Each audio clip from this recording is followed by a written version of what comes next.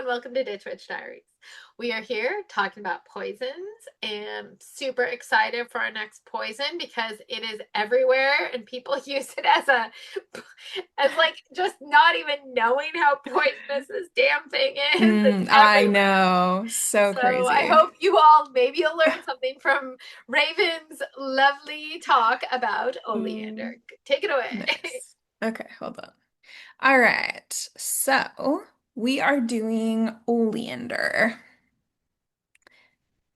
Let me put my videos down here. Okay, cool. So oleander, family, I had to look up how to pronounce this. Apocynaceae, allegedly. Sounds like I feel like that tumbled out of my mouth, but and then the genus is Nerium, so Nerium oleander. Here's our beautiful little girl here. So, Nerium is a monotypic genus, which means that there is only one species. So, obviously, there's going to be a genus and a species categorically, but there's only one species within this genus.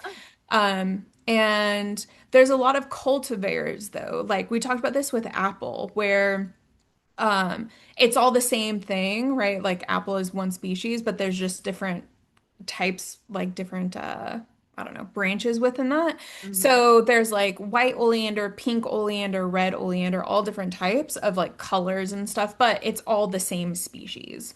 And we don't know exactly where the like term Nerium came from, but we think that it's associated with the Greek word neros, meaning water, because they just naturally grow near water, which we'll talk about.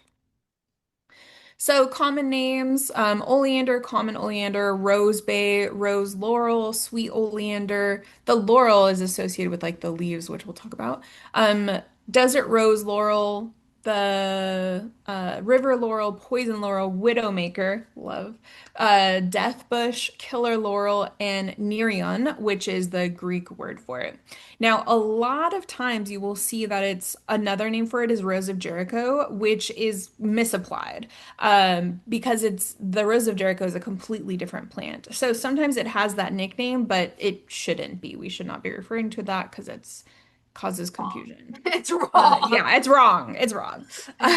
And so then the species name oleander is thought to reference or like be associated with the term olive, which is ole, and like laurel leaves. So, she's a bushy girl. So 6 to 20 feet in height, and her spread is 6 to 15 feet per kind of like bush cluster. The leaves are really narrow and lance shaped, so like elongated. They're really thick and they feel kind of leathery. Um, Almost not quite as thick, but almost reminiscent of like a magnolia leaf. Mm. Um, Smooth margin, so it's no teeth, right? Smooth along the edge. Leaves are arranged in opposite, so you won't find two leaves like growing like just this. It'll be opposite. And white milky sap. If you break the leaf or the stem, sap comes out. The flowers are the most easily identifiable part. They bloom in clusters, so you don't just find one, they bloom in like groups. They're pretty small, 2 to 3 inches, 5 petals. Always will have five, and the edges are a little ruffly. And there's also a pinwheel appearance. You'll see this. I have a better picture of this, but you can kind of see it here, Yeah. right? Where they like almost overlap and are a little slanted. And they, Yeah. yeah, they have yeah, Yeah, like it like you could see the spinning. yes. Like it's very yeah. So pinwheel cluster and different colors. So white, cream, pink, salmon, which is like a light salmon, like an Pinkish orangey orange. red. Yeah, deep rose, red, peach, yellow. Yellow we'll talk about. Actually, no, I think I took that out. But yellow's pretty rare, but the other ones are commonly found. And we can have single and double flowered varieties where there's like just all the flowers are one color, or there's some pink and some I don't know, salmon on the same plant. So native to the Mediterranean regions and Southwest Asia, but most of the like the biggest area is definitely going to be Mediterranean. They like to be along rivers, whether it is like a river or a riverbed, they like that area because they want to be where water eventually will be, even if it's not right now. So gravel bars, slopes, coastal shrubs, things like that. They like a lot of light. This is why you see them a lot in California, Southern California, is they like a lot of sun. 6 to 8 hours Everywhere. everywhere. Yeah, Everywhere. everywhere. 6 to 8 hours of direct sunlight is best. And it does even better if it's like indirect sunlight outside of those hours. And more sun means more abundant flowering. It likes the sun. It's a sunny girl. So lookalikes. First, we have the yellow oleander, which even though you can have a yellow variety of oleander, yellow oleander is a different plant, different genus even, same family though, and you can kind of see still looks pinwheel-y, but there's more than 5 leaves. Oleander will always have five, or not leaves, petals. Oleander will always have five. This one has more, and the petals overlap, which oleander doesn't. So this is really the only lookalike. Now, listed, I found a couple places online where it said another lookalike is the mountain laurel, which is here. And from a distance, it does kind of look like it, but if you look up close, it's very different. But I still included it because it is a cool looking flower. I don't know why I think this is so cool, but this is what she looks like. Wow. That's I know. amazing. You Isn't she cannot, so yeah, that does beautiful? not look like an oleander flower. That is amazing.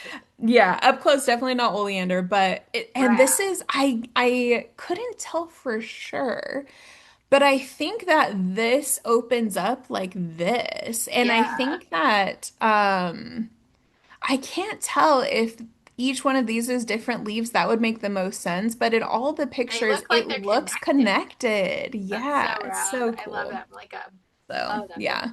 I know. So I gave her I want her some. own slide. I know. It's so cool. Definitely. I It want kind of looks those. like an alien flower. I want to see that Like a so flower bad. thing. I'm like dying. Oh my I know. gosh. I'm like so drawn to it. I feel like So I cool. need it. I I need to see. I want to touch it. I want to be with it. I know, me too. I'm like, this So is the coolest amazing. looking flower I've seen in a very, very long time. I So, know. anyways, that is the mountain laurel, the Kallima latifolia, our beautiful alien flower. Mm. So, uh, then we have a little bit of history and lore. Not a lot of folklore, in fact, barely any. A little bit of history, but it's seen as a guardian of dry rivers. So, because oleander grows in dry riverbeds and steam or stream beds, and then eventually those will rain, especially in like the Mediterranean. Then it'll rain and it'll fill up, and so it was believed that oleander. Was like it's seen as a guardian of hidden water, right? It protects until the water can come back. And also because of this, and like its association with water, flowering oleander sometimes could signal that like groundwater was nearby. So people could dig for that water if they need to, like shepherds and travelers and stuff. Seen as a protective plant. So in Southern Europe, North Africa, people planted oleander around their homes and like places that were important to them, because it was believed that the poisonous aspect of oleander helped ward off like evil spirits.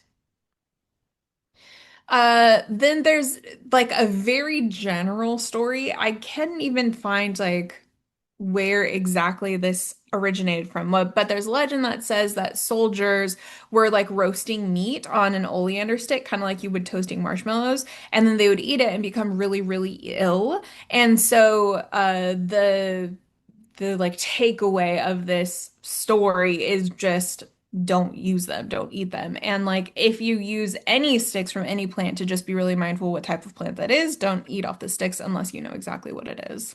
My mom put the love of God about oleander in our mind. I swear, she like, don't get near the, don't get in the oleander bushes. They're Don't touch poison. it. Exactly. You get it on your hands, and then you'll eat Yeah. them, and then you'll die. Hold your breath when you walk by. Yeah. You know what's funny? I never really knew what oleander looked like until a few years ago, actually. I like knew that it was highly poisonous and that it was a really common plant, but I never like saw it or thought to look it up or anything. And then I eventually did, and I was like, oh my God, that is everywhere. Like it's I know. everywhere. Oh God. So language of flowers, as you know, I love. This means caution. So like beware, caution, something bad's about to drop. Like be careful.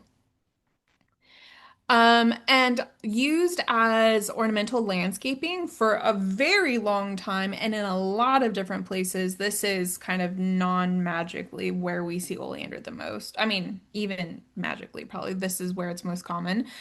So it's drought resistant. It can handle intense heat, right? It likes that sun. Salt spray. So like, so if there's an area near the ocean, like a lot of times plants would die because of the salt spray and mist that's in the air. Oleander does not care. She is hardy. Poor soils that don't have a lot of minerals in them, heavy pruning. If you like chop it all down, she'll just sprout up again. So she's a really good landscaping flower. And also, it's green year round. The leaves are year round. The flowers are not. The flowers are there for a very large proportion of the time, but the leaves will always be there and they are always green.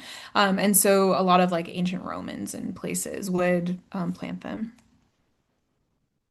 And it is a dense thicket. Okay, so it's used again in the landscape realm as like boundaries, windbreakers, privacy hedges. You cannot see Grows that in the through that middle of growth. freeways. It's Yeah, like yeah, literally, it's freaking everywhere. In Southern everywhere. California, it's Yeah, at my work. It's at, like yeah, there's not a place where you go that you don't see yeah, oleander being used yeah. It in is at least everywhere. in Southern California. Like it is Yeah, yeah, literally yeah. the choice item. Yeah. Yeah, we don't really have them here, but we don't have the weather. Like we don't Yeah, get you enough don't have the sun. sun. So Southern Exactly. California is like where it's at. Yeah, for sure. Um, it's also used for erosion control All because the this is like a little baby plant and her roots are still extensive. So you can only imagine what a mature plant would look like. So planted along riverbanks, dry washes, hillsides, anywhere where there could be crumbling. And then here we go along the freeway. So, beginning in the 20th century, it became a favorite for anywhere along the highway. Okay, highway shoulders, highway medians, anywhere because it doesn't need a lot of water. It's fine with air pollution. It's gonna bloom for a long time to look nice. It's she's just a hardy girl, man. Yep. And then it's also used kind of like as one of the classical plants for like scientific illustration and like botanical studies. So during the 18th and 19th centuries, it became really popular because it's very distinct, right? The flowers are very distinct, the number, the shape, the leaves are very distinct, and also the seed pods, which are pretty cool if you've never seen them. They look like this, Yeah. but I don't think also I the have. seed. Yeah, me neither. I don't think a seed pod for it.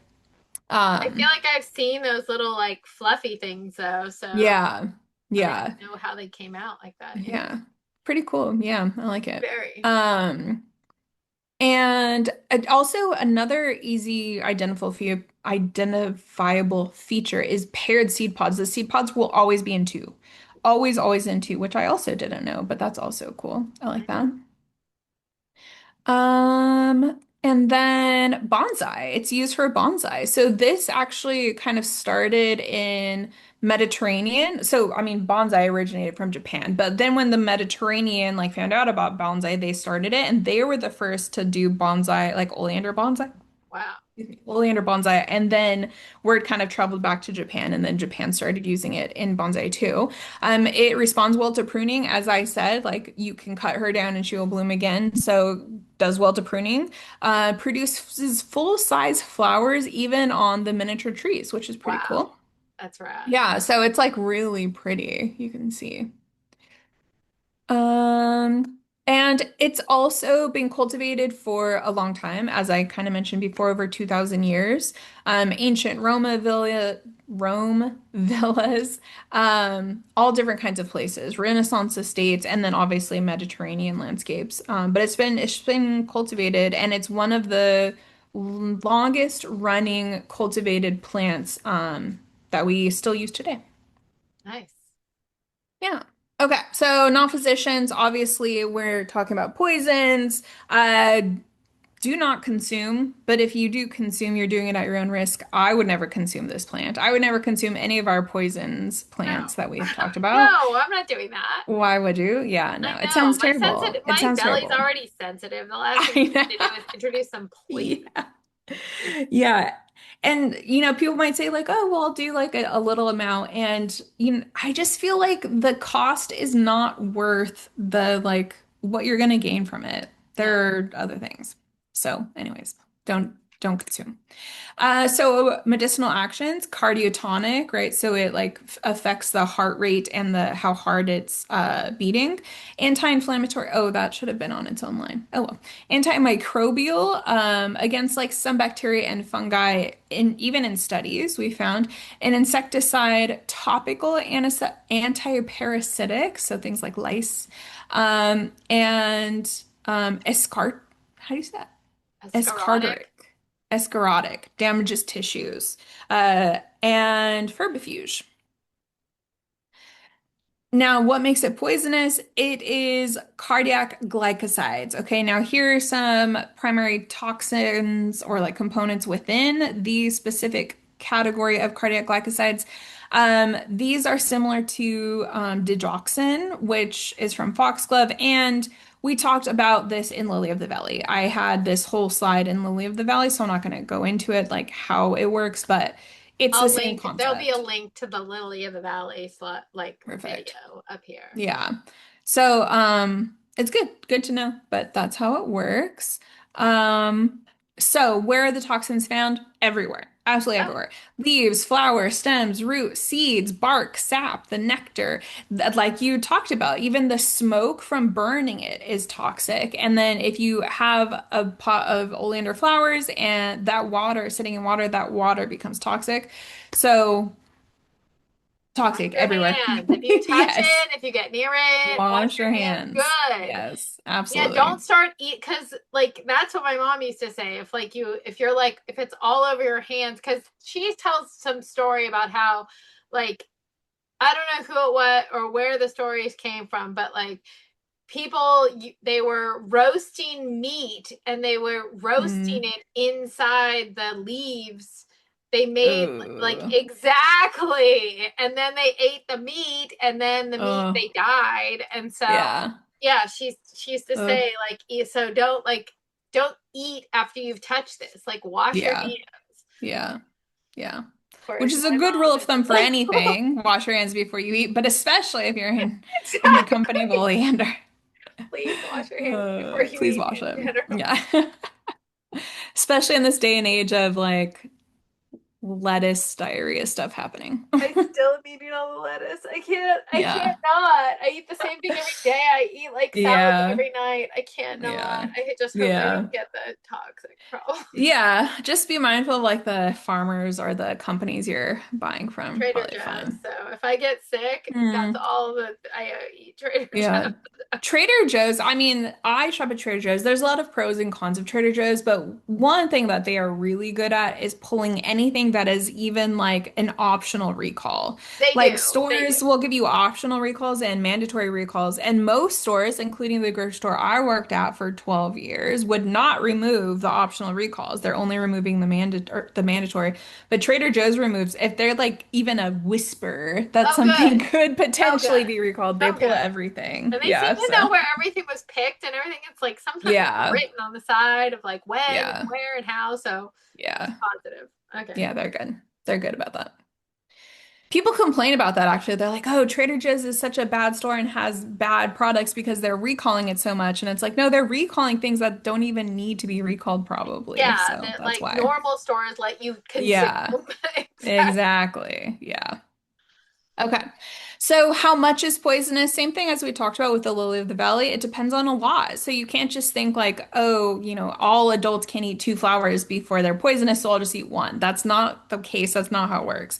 How much is like enough to poison each person depends on their age, their body size, health, the hydration levels, individual sensitivities, and the concentration of the toxic, right, or of the plant. So, we talked about lily of the valley and how in some months it's potentially more toxic than other months, and it depends on how much water the plant's gotten. So you can't know.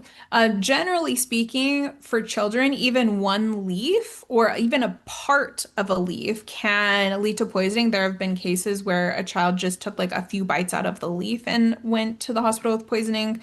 For adults, it's usually like a few leaves, but again, it's going to depend on a lot of factors. And then livestock. So oleander is also toxic to some animals, not all, but a lot of livestock, horses, cattle, sheep, goats, llamas, even alpacas. So you have to be really careful, especially if you're somewhere where oleander grows wild a lot. Even if there's only a few leaves that get mixed in with like the hay or the food for the livestock, it can kill the animal. So. Symptoms of poisoning, nausea, gastrointestinal problems, things like vomiting, abdominal pain, diarrhea, dizziness, confusion, blurred vision, palpitations, all kinds of stuff. Not feel good type of plant. Then Mediterranean, I know.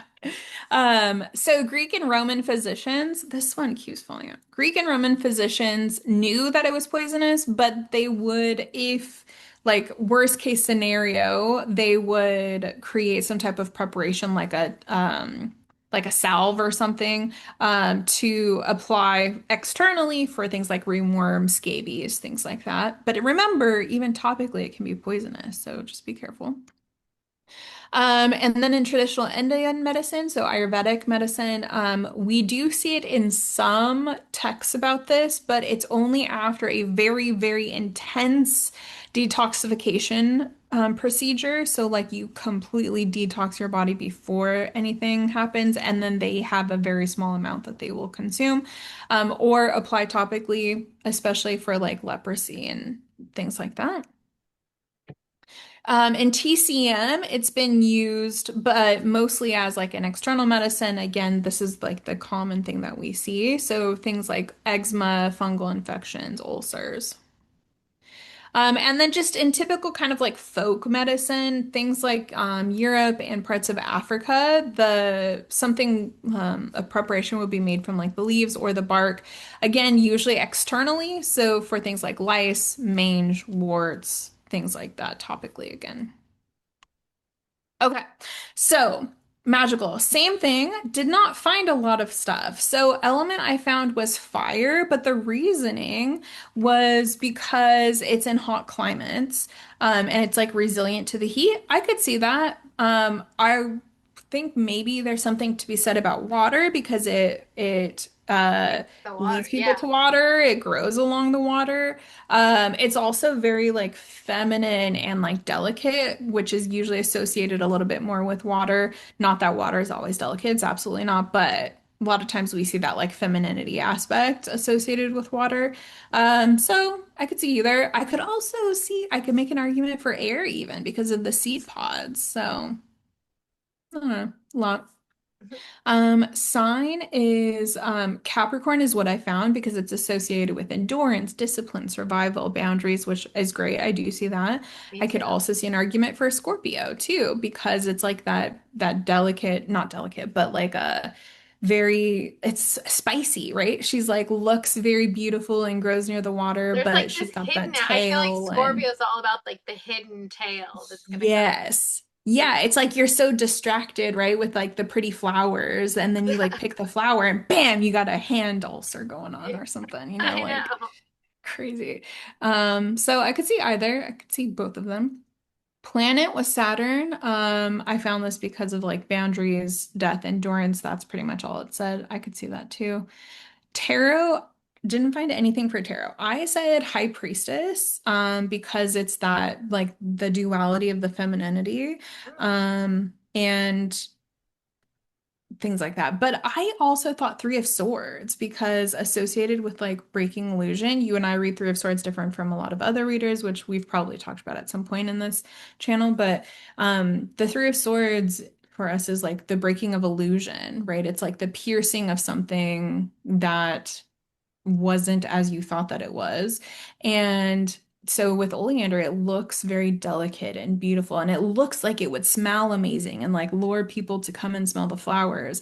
But there's going to be something that breaks that illusion. She's not delicate. She's very hardy, right? She's very poisonous. All parts of her are poisonous.